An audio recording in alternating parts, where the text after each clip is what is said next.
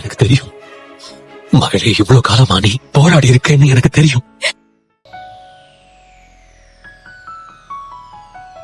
என் பேர் Eden, Veronica.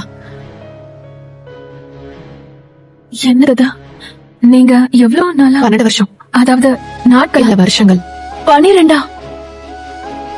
இது அரிய வகை நோய். நீங்க எப்படி உயிரோட இருக்கீங்க? அசுத்தம், நீ ஒரு வஞ்சகி. மன்னிக்கணும், இது உங்களுக்கு புரியாது. சூரியன் மறைகிற வரைக்கும் தீட்டு உள்ள மாறிட்டேன். நிச்சயமா அது உங்களுக்கு கடினமா இருக்கும்னு எனக்கு தெரியும். போயிருந்து, நீ இந்த தெருவிலே இல்ல, இந்த மதியிலேயே இருக்க கூடாது.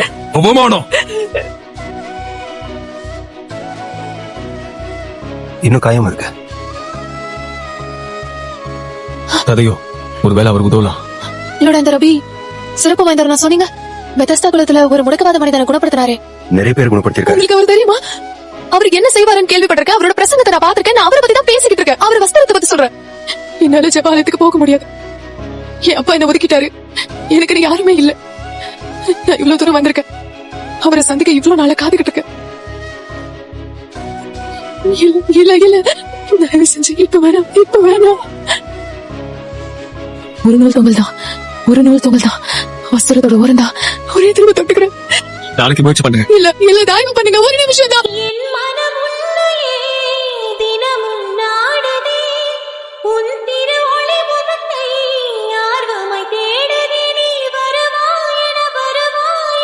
நான் ஒரு கேள்வி கேட்டேன். என் வஸ்திரத்தை தொட்டது யார்? எல்லாரும் தொட்டிருப்பாங்க. யாரோ ஒருத்தர் என்ன தொட்டது தெரியும். என்கிட்ட இருந்து வல்லம வெளியேறினத உடனே அது நான் தான். உங்க வஸ்திரத்தோட ஓரத்தை மட்டும் தான் தொட்டேன், வெறும் ஓரத்தை. நீங்க அசுத்தமாகல. ஏன் ஆடைய தொட்ட? என்ன மன்னிச்சிடுங்க. நான் உங்களை கேட்டிருக்கணும். ஆனா நீங்க என்ன தொட்டிருந்தா அது சடங்கு ரீதியா அசுத்தமாக்கிடும் உங்களை. நான் நோய்வாய்ப்பட்டிருந்தேன். 12 வருஷமா நோயால பாதிக்கப்பட்டிருந்தேன். எனக்கு ரத்த போக்கு இருந்தது. அதை யாராலையும் நிறுத்த முடியல. ஆனா உங்க ஆடையோட ஒரு ஓரத்தை மட்டும் தொட்டா போதுன்னு நம்பினேன்.